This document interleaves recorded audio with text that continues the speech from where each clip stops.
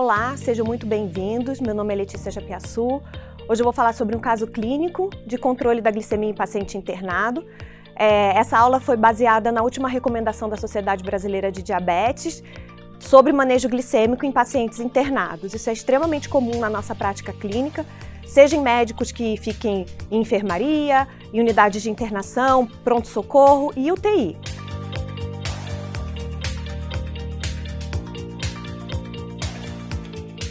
Então, nós vamos falar sobre o caso do seu João. É um paciente que foi internado por um quadro de pneumonia grave.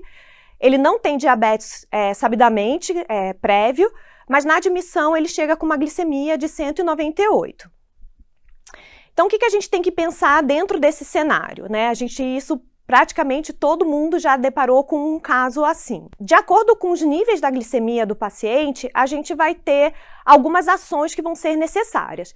Então, no caso do seu João, ele é um paciente que tem a glicemia nessa faixa, né, de 180 a 200, não usa insulina domiciliar, porque ele não é sabidamente diabético. Então, o que a gente precisa fazer? A gente precisa fazer a monitorização contínua da glicemia capilar desse paciente, o monitoramento, não contínuo, né, mas o monitoramento da glicemia capilar de forma constante, fazer uma insulinoterapia basal e associar a esquema de insulina pré-prandial quando necessário. O objetivo dessa aula é discorrer sobre várias ações e sobre o manejo da glicemia nesses pacientes. Então, vão ter muitas tabelas, vão ter fluxogramas, esse material vai ficar disponível. A minha ideia aqui não é ficar lendo da tabela.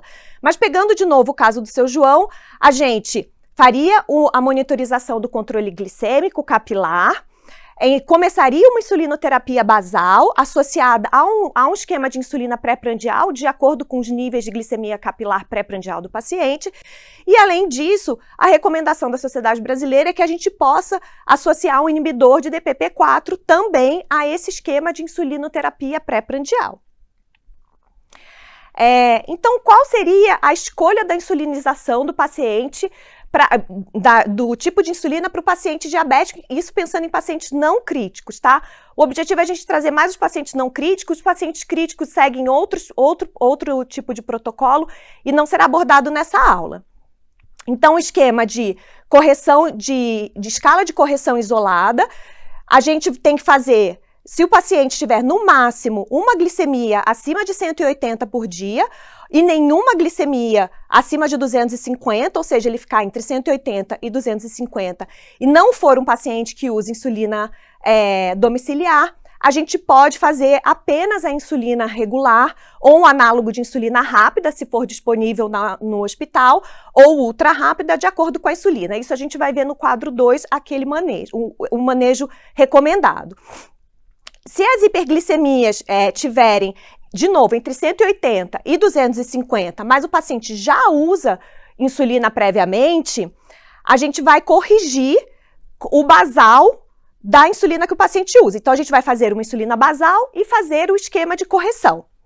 Se as glicemias forem acima de 250, em pacientes que já usarem insulina regular em unidades mais altas, ou em doses mais altas, ou em pacientes que sejam diabéticos tipo 1, LADA, ou pacientes que tiverem diabetes secundária a uma pancreatectomia, o esquema também vai ser recomendado esquema basal em bolos e esquema bolos em múltiplas doses, ou seja, sempre antes das refeições.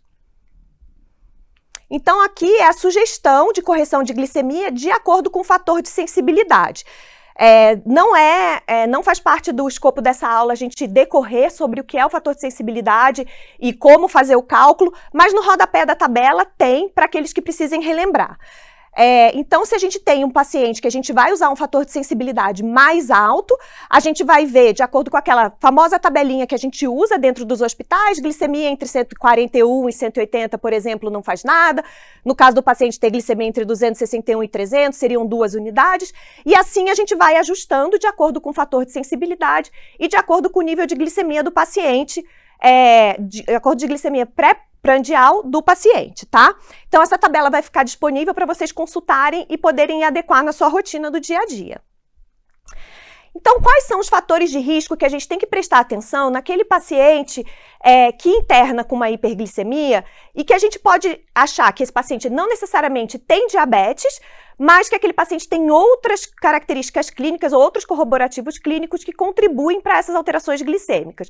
Então, é sempre importante a gente lembrar daquele paciente que esteja em nutrição enteral e parenteral, podem causar hiperglicemia, principalmente a nutrição parenteral, pós-operatórios de alguns tipos de cirurgia, pós-transplantes de órgãos, o paciente que usa solução glicosada, então muitas vezes aquele paciente está fazendo hiperglicemia com muita frequência, quando a gente vai ver ele está com aquele famoso sorinho de manutenção, pacientes em jejum prolongado, pacientes infectados, seja uma infecção sistêmica, seja sepse, pacientes obesos, pacientes que vão ter uma sensibilidade reduzida à insulina e história prévia de hiperglicemia em outras internações hospitalares. E, obviamente, aquele paciente diabético, né?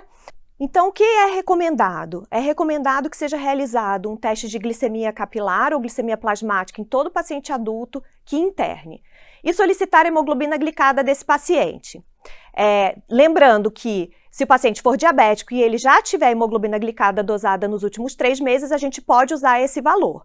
Mas caso o paciente não tenha diabetes confirmada e ele tenha hiperglicemia capilar, hiperglicemia confirmada durante a internação, a gente solicita hemoglobina glicada, tá?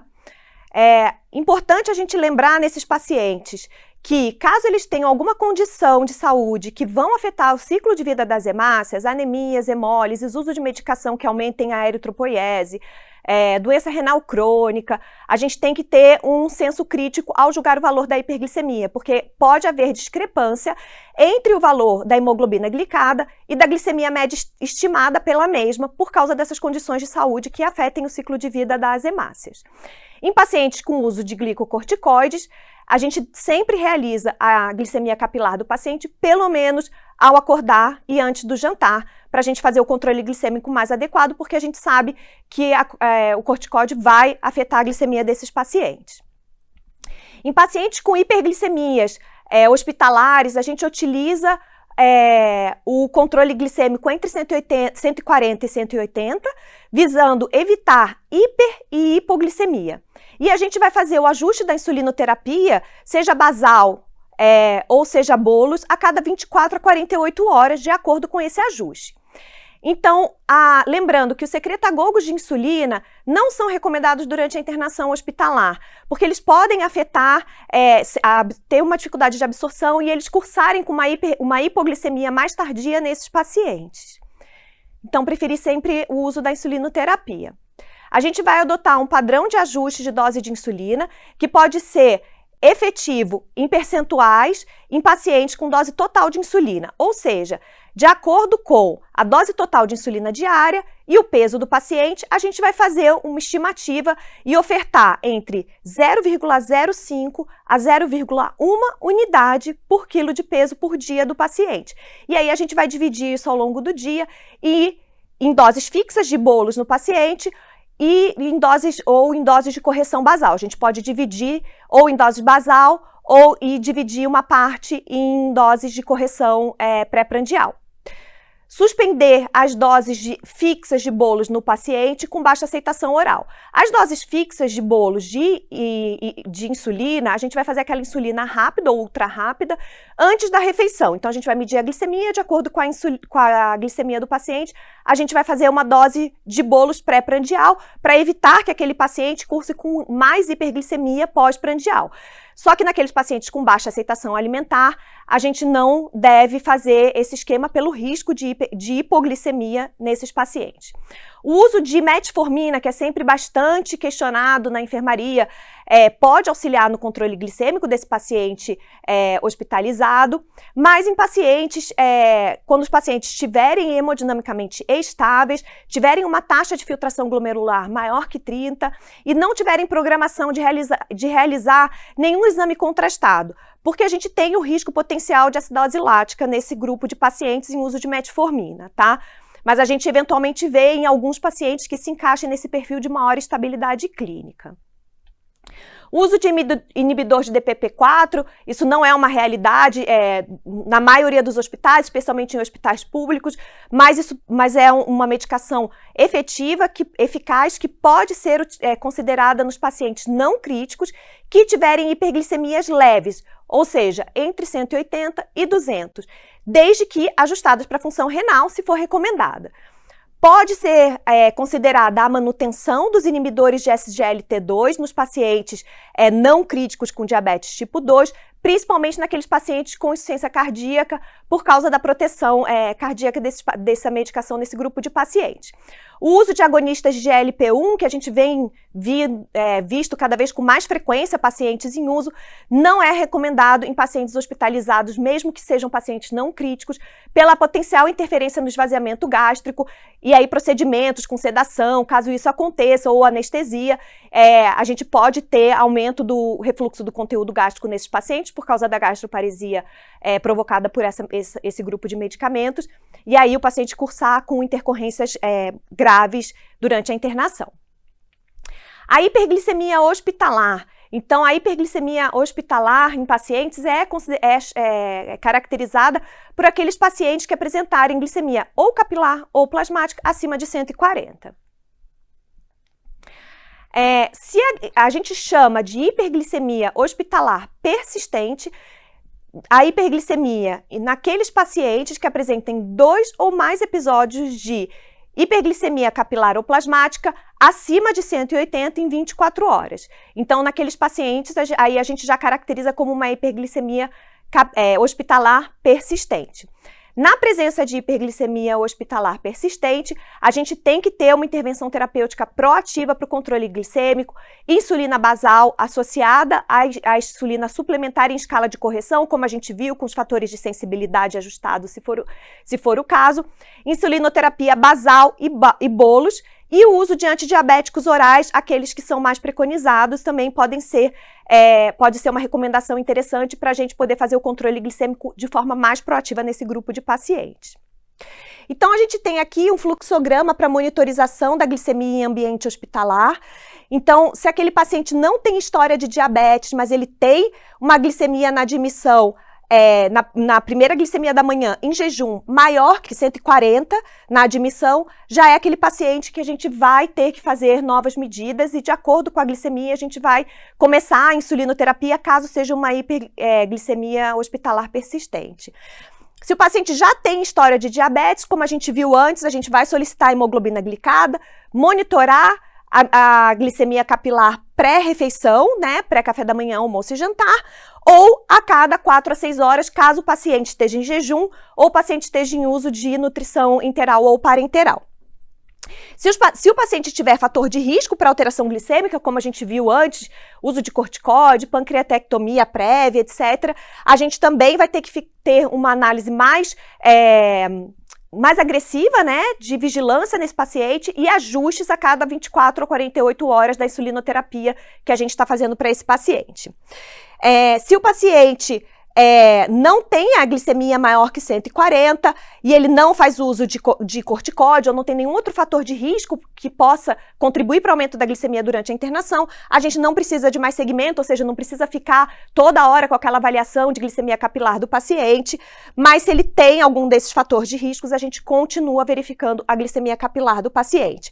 No caso, como eu reforcei, pacientes em dieta enteral e parenteral é um paciente que a gente vai ter que ter uma vigilância mais intensiva, principalmente no caso da dieta parenteral, pode cursar com hiperglicemia e a gente precisa corrigir. A hiperglicemia nesses pacientes aumenta o risco de infecção ou pode aumentar o risco de infecção nesses pacientes.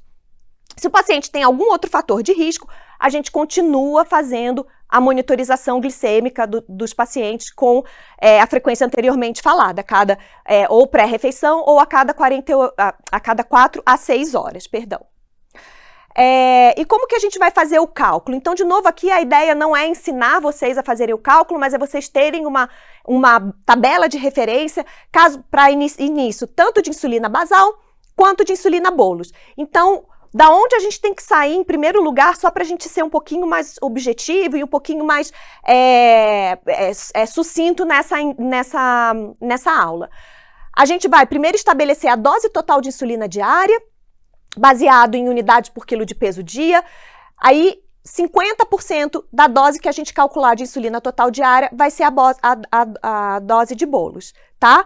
Então, se a gente tiver pacientes em dieta oral ou dieta enteral intermitente, que isso às vezes acontece, a gente vai fazer pré-refeição.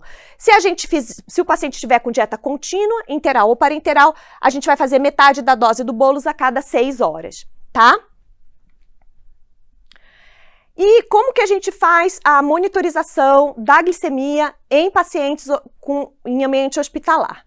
Então, em pacientes que tiverem aqui, como era o caso do seu João, 198, sem uso de insulina domiciliar, a gente vai seguir com o esquema de insulina de correção, insulina basal e mais correção pré-prandial, se for necessário, e a sociedade sugere o uso de inibidor de DPP-4, se for preciso.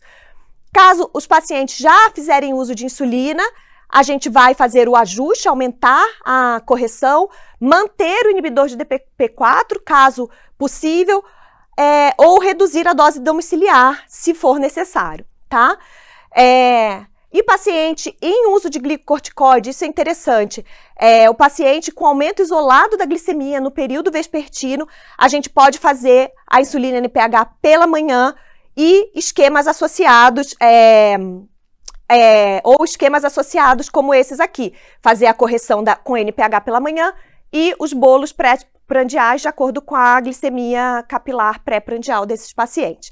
A gente vai titular a dose de 0,01 a 0,1 unidade por quilo de peso por dia ou mudar para basal bolo se for necessário. Então, a hiperglicemia hospitalar é definida como a presença de glicemia capilar ou plasmática acima de 140 em indivíduos hospitalizados. Entretanto, o tratamento farmacológico é necessário para glicemias acima de 180 que estão associadas a maior risco de complicação, estão fora da meta de controle de glicemia intra-hospitalar. Por isso que é tão importante aquela avaliação inicial e as avaliações sequenciais das glicemias capilares do paciente a gente ficar monitorizando. A hiperglicemia hospitalar está associada a pior desfecho, incluindo aumento da taxa de mortalidade hospitalar, aumento do número de admissões em unidade de terapia intensiva e aumento do tempo de hospitalização. Por outro lado, um bom controle glicêmico melhora diversos desfechos, reduz a taxa de infecção hospitalar e pneumonia nos pacientes, diminui o tempo de internação do paciente e diminui custos. Então, o que é importante? A gente ter atenção em insulinoterapia naqueles pacientes com dieta enteral e parenteral, são pacientes que são mais propensos a fazerem hiperglicemia hospitalar. Hiperglicemia secundária ao uso de corticoides, então naquele paciente que está fazendo uso de corticoide é um paciente que a gente precisa monitorar e intervir de forma mais proativa e corrigir e monitorar sempre os eventos de hipoglicemia. A gente tem que manter aquela faixa entre 140 e 180 porque a gente quer evitar um controle muito estrito de glicemia durante uma rigidez de controle glicêmico durante a internação hospitalar, para evitar hipoglicemias, principalmente hipoglicemias sintomáticas, que também podem trazer desfechos desfavoráveis para esses pacientes durante a internação. Controlar sempre a glicemia no paciente que interna não é um detalhe, é uma intervenção que pode mudar o rumo da internação e do desfecho desse paciente. Era isso que eu queria trazer para vocês hoje. Muito obrigada pela atenção. Fiquem bem.